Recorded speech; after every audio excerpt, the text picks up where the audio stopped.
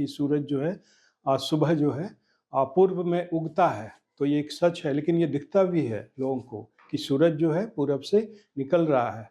लेकिन राहुल गांधी का जो सच है वो दिखता नहीं है। वो कह तो रहे हैं वोट चोरी, लेकिन वो कहीं अब तक दिखा नहीं है। उन्होंने कोशिशें तमाम कर ली, कितने प्रेस कॉन्फ्रेंसेस कर लिए, हाइड्रोजन बम का नाम इसे दिया, लेकिन हर बार जो है उनका हाइड्रोजन बम जो है डिफ्यूज हो गया। नैरेटिव वो खड़ा करते हैं आरएसएस के खिलाफ कि भाई आरएसएस के लोग यहाँ हैं संस्थानों में। तो बीजेपी ने तो इसे अब ओन कर लिया कि हाँ आरएसएस के लोग हैं संस्थानों में, हमने वहाँ रखवाए हैं, रखे हैं, इसमें दिक्कत क्या है, तुम्हें जो करना है वो कर लो। नमस्कार, मैं हूँ श्रवण गुप्ता और आप देख रहे हैं भारत एक्स फैक्टर। बिहार में एक लोकोक्ति है कि कानी गैया के अलगे बथान। इसका मतलब ये होता है कि जिस गाय की आंख में दोष है, दृष्टि दोष है, उसे जब बांधा जाता है शाम को बथान में रात भर के लिए, तो वो जो है बथान में अपनी अलग जगह चुन लेती है। यहाँ मैं साफ कर दूं कि ये जो लोकोक्ति है उसका इस्तेमाल लोग करते हैं जब किसी व्यक्ति के बारे में बताना होता है तो, लेकिन इसका मतलब ये नहीं है कि हम गाय माता को जो है डिसरेस्पेक्ट करते हैं। तो यहाँ ये बता देना जरूरी है कि ये सिर्फ लोकोक्ति है और इससे ये ना समझा जाए कि मैं गाय माता का डिसरेस्पेक्ट कर रहा हूँ। हमारी पूरी जो है श्रद्धा है गाय में, लेकिन चूंकि ये कहावत है, लोकोक्ति है, वहाँ कहा जाता है कि कानी गैया के अलगे बथान। इसका मतलब मोटे तौर पर यह होता है, जो सामान्य जनमानस इसको समझता है, किसी व्यक्ति के बारे में जब उसे ये कहना होता है कि इसकी चाल अलग है, पूरी दुनिया एक तरह से सोचती है और ये जो है एक तरह से सोचता है, मतलब ये अपनी राह पर चलता जाता है, भले ही जो है दुनिया दूसरी राह पर चल रही हो। मतलब एक तरफ दुनिया और एक तरफ ये अकेला व्यक्ति। तब उसके बारे में अक्सर लोग जो है गांव घरों में बिहार में कह देते हैं कि भाई कानी गैया के अलगे बथान। तो यहाँ जब आज ये पता लगा कि भाई दिल्ली में जो है रैली हो रही है, महारैली कांग्रेस की वोट चोरी के मामले पे, और उसमें राहुल गांधी जो है शिरकत करेंगे, भाषण देंगे और तमाम नेता जो कि कांग्रेस के हैं वो आएंगे, मल्लिकार्जुन खड़गे होंगे, प्रियंका गांधी वाड्रा होंगी, केशव वेणुगोपाल होंगे, जयराम रमेश होंगे, ये तमाम नेता जो है आएंगे और जो है एक बड़ी रैली जो है दिल्ली के रामलीला मैदान में करेंगे, जिसे महारैली का नाम दिया था और विषय था वोट चोरी। तो जैसे ये खबर आई तो मेरे दिमाग में जो है तुरंत यही जो है बात आ गई कि कानी गैया के अलगे बथान। चूँकि मैं बिहार का हूँ, बिहारी हूँ, तो तुरंत जो है मेरे मन में, मस्तिष्क में ये लोकोक्ति जो है, जो बिहार में बहुत प्रचलित है, वो कौंध गई। यहाँ मैं साफ कर दूं कि ये जो लोकोक्ति है ये सिर्फ किसी व्यक्ति के बारे में बताने के लिए है, मानसिकता किसी व्यक्ति के बारे में बताने के लिए है। इसका व्यक्तिगत रूप से जो है राहुल गांधी से कोई लेने देना सीधा नहीं है, लेकिन चूंकि बात राहुल गांधी की हो रही है तो उस संदर्भ में जो है लोग ये कह रहे हैं कि भाई कानी गैया के अलगे बथान। बिहार के लोग भी ऐसा कह रहे हैं, क्योंकि आज बहुत सारे फ़ोन आए थे मेरे पास बिहार के लोग, और उस सभी जो है इसी लोकोक्ति का जो है इस्तेमाल कर रहे थे कि कानी गैया के अलगे बथान। क्योंकि लोगों को लगता है कि भाई जिस वोट चोरी को लेकर वो फिर से जो है एक महारैली कर रहे हैं रामलीला मैदान में बिहार में मात खाने के बाद, क्योंकि आपको याद होगा बिहार में जो है वोट चोरी के मामले पर ही जो है वोट अधिकार यात्राएं निकाली गई थी। सैकड़ों किलोमीटर की जो है यात्रा की थी राहुल गांधी ने, और उनके साथ जो है तेजस्वी यादव भी थे। इस पर इतना ऊर्जा खर्च हुई, इतना संसाधन खर्च हुआ, पैसे खर्च हुए, समय जाया हुआ, लेकिन नतीजा जो है बिहार में शून्य निकला।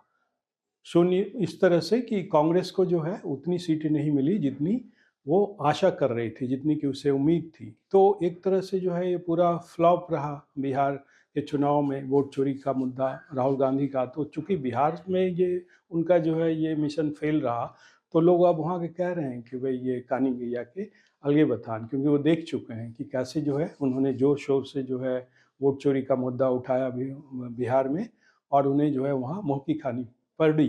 तो फिर लोगों को बड़ा आश्चर्य हो रहा है कि इसके बाद भी जो है राहुल गांधी जो है उसी राह पर चल रहे हैं, और बिहार में मुँह की खानी के बाद भी जो है राहुल गांधी नहीं माने। अभी जो शीतकालीन सत्र चल रहा है संसद का, उसमें भी जो है कांग्रेस ने ये मुद्दा उठाया वोट चोरी का, और राहुल गांधी ने जो है सरकार से कई सवाल पूछे, और जब सरकार ने जवाब देने शुरू किए, खासकर गृह मंत्री अमित शाह ने, तो राहुल गांधी जो है अपने लोगों के साथ भाग खड़े हो गए। माने उन्होंने वॉकआउट किया लोकसभा का, उन्होंने पीठ दिखा दी। उनके सारे लोगों, जो विपक्ष उनके साथ था, सबने जो है एसआईआर पर पीठ दिखा दी। और ये दृश्य जो है हिंदुस्तान के लोगों ने देखा, उनके समर्थकों ने भी देखा कि कैसे जब अमित शाह ने जवाब देना शुरू किया, और इसी बहाने जो है नेहरू से लेकर के इंदिरा गांधी से लेकर के सोनिया गांधी तक की जो है वोट चोरी से जोड़ के उनकी एक तरह से पोल खोल दी, और कैसे जो है राहुल गांधी जो है अपने लोगों के साथ भागते दिखे। ये उनके समर्थकों ने भी देखा, जो कि कांग्रेस के समर्थक हैं। तो वहाँ भी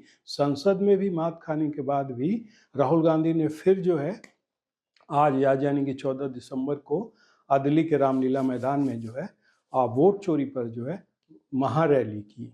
आज महारैली में भी उन्होंने कोई नई बात नहीं कही, वही सारी पुरानी बातें कही कि जो सरकार है बीजेपी की, वो जो है चुनाव आयोग से मिलकर जो है वोट चोरी कर रही है, और एक के बाद एक जो है चुनाव जीतते जा रही है। और उन्होंने सच की भी बात की कि यही सच है।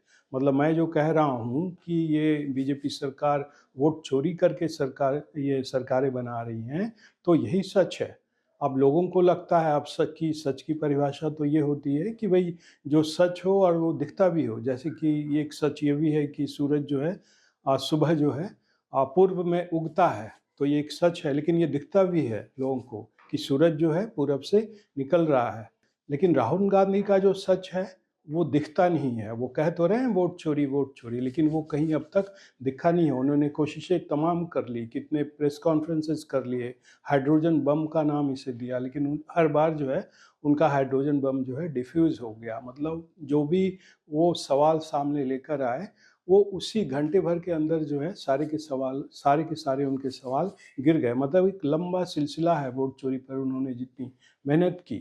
तो राहुल गांधी का जो सच है वो लोगों को नहीं दिखता, उन्हें दिखता है, उनके परिवार को, लोगों को दिखता है, और उनके जो दरबारी किस्म के लोग हैं उन्हें दिखता है, और उनके जो कट्टर समर्थक हैं, जो मोदी विरोध में इतने अंधे हो चुके हैं कि वो सच को मानने के लिए तैयार नहीं है। उनका सच वही है जो राहुल गांधी कहते हैं। और वोट चोरी की जब भी वो बात करते हैं तो आरएसएस पर, मोहन भागवत पर, जो कि संघ प्रमुख है, उन पर हमला करते हैं।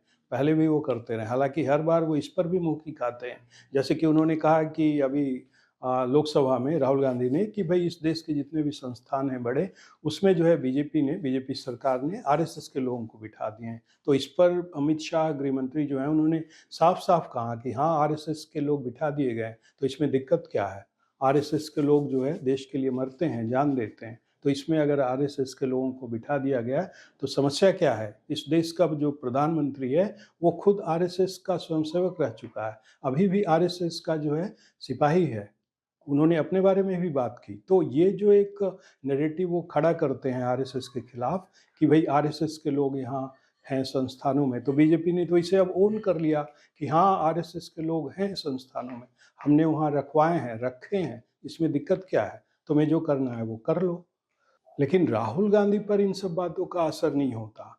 वोट चोरी भले ही दुनिया जो है नकार चुकी है, सुप्रीम कोर्ट नकार चुका है, इलेक्शन कमीशन जो है नकार चुका है, और अब इलेक्शन कमीशन तो अब इनकी बातों को सीरियसली लेता भी नहीं। हालांकि वो हर बार जो है सीईसी, जो मुख्य चुनाव आयुक्त हैं, उस पर वार करते हैं राहुल गांधी। आज भी जो है ज्ञानेश कुमार पर, जो कि सीईसी हैं, उन पर वार किया। लेकिन अब ज्ञानेश कुमार भी जो है राहुल गांधी को सीरियसली नहीं लेते। कुछ महीनों पहले उन्होंने सीरियसली लिया था और कहा था कि भाई आप हलफनामा देकर अपनी बात साबित करो। जो उन्होंने कर्नाटक की किसी विधानसभा क्षेत्र के बारे में वोट चोरी की बात की थी राहुल गांधी ने, उसके बाद जो है ज्ञानेश कुमार ने कहा था, प्रेस कॉन्फ्रेंस की थी और चुनौती दी थी और धमकी भी एक तरह से दी थी राहुल गांधी को कि अगर हिम्मत है तो हलफनामा दायर करके दिखाओ। लेकिन अब सीईसी भी जो है राहुल गांधी की बातों को सीरियसली नहीं लेते हैं, चुनाव आयोग उनकी बातों को सीरियसली नहीं लेता है। लेकिन इसके बावजूद राहुल गांधी अड़े हुए हैं कि नहीं, वोट चोरी हो रही है। और ये सब जो है आरएसएस, सीईसी, चुनाव आयोग और बीजेपी की सरकार, नरेंद्र मोदी जो है मिलकर ये सब कुछ कर रहे हैं। और मोहन भागवत का जिक्र करते हुए आज उन्होंने एक और बात कही कि देखिए, ये जो आरएसएस के प्रमुख हैं मोहन भागवत, अब वो सच की नहीं, शक्ति की बात कर रहे हैं। दरअसल अभी जो मोहन भागवत हैं, वो दक्षिण की यात्रा पर हैं। वहाँ जो है उन्होंने ये एक बात कही किसी सभा में कि दुनिया जो है आज सिर्फ सच को नहीं, शक्ति को पूजती है। मतलब किसी भी देश को मान्यता तभी मिलती है जब वो शक्तिशाली होता है। सिर्फ सिर्फ जो है सच से काम नहीं चलता, सच के साथ शक्ति भी ज़रूरी है। मतलब आप में शक्ति होनी चाहिए, और ये बात उन्होंने संदर्भ इनका जो था वो ताकत से था कि शक्ति से हर काम बनता है। मतलब अब जब आपके पास शक्ति होगी तभी कुछ आप कर पाएंगे। और एक राष्ट्र के संबंध में जो है उन्होंने कहा कि राष्ट्र में जो है शक्ति होनी चाहिए। उन्होंने विवेकानंद का उदाहरण दिया कि विवेकानंद ने कहा था कि हर राष्ट्र का एक मिशन होता है जिसे पूरा करना होता है, और हर राष्ट्र की एक नीति होती है जिसे प्राप्त करना होता है। ये बातें जो हैं संघ प्रमुख मोहन भागवत ने कही। और फिर ये भी कहा कि शक्ति के लिए एकता जरूरी है। तो राहुल गांधी जो है फिर उस बात को ले उड़े कि देखिए जो आरएसएस प्रमुख है वो सच की बात नहीं कर रहे हैं, वो शक्ति की बात कर रहे हैं। मतलब सच मायने नहीं रखता, शक्ति मायने रखता है। तो ये जो है तमाम तरह की जो है उलटबाजियाँ जो है राहुल गांधी करते हैं। और ये जो प्रियंका गांधी वाड्रा हैं, राहुल गांधी की बहन, वो भी जो है राहुल गांधी की हाँ में हाँ मिलाती हैं। तो आज महारैली में, वोट चोरी महारैली में वो भी थी, उन्होंने भी भाषण दिया और जो है नारा दिया, जिसका पहला हिस्सा उन्होंने कहा कि वोट चोर, जनता से कहा कि आप बोलो गद्दी छोड़। मतलब वोट चोर गद्दी छोड़। अब आप याद कीजिए कि जब राफेल का मामला उठा था कुछ सालों पहले, तब राहुल गांधी ने जो है इसी तरह का नारा दिया था कि चौकीदार चोर है। इधर से राहुल गांधी बोलते थे चौकीदार, जनता उधर से मतलब उनके जो समर्थक हैं वो बोलती थी कि चोर है, चौकीदार चोर है। और उसके बाद आपने देखा कि कैसे जो है राफेल के मामले में जो है राहुल गांधी को सुप्रीम कोर्ट में जो है अपना सिर नीचा करना पड़ा। और सिर्फ सुप्रीम कोर्ट नहीं, राफेल को लेकर जितना इन्होंने, राहुल गांधी ने जो है बवाल काटा, उसके बाद राफेल इतना मशहूर हो गया कि जब राफेल की खेप आई हिंदुस्तान में, फ्रांस ने जब ये राफेल भेजना शुरू किया एक के बाद एक, तो राफेल जब आता था हिंदुस्तान में, हिंदुस्तान की सीमा में, हवाई सीमा में प्रवेश करता था, तो लोग जो है उसके वीडियो बनाकर सोशल मीडिया पर डालते थे कि देखो राफेल आ गया, राफेल आ गया। तो ये था चौकीदार चोर है का नतीजा, जो राहुल ने खुद भी देखा है कि कैसे उनका ये दावा जो है झूठा साबित हुआ। लेकिन फिर उसी गलती को अब उनकी बहन प्रियंका गांधी दोहरा रही है इस नारी की शक्ल में कि वो चोर गद्दी छोड़।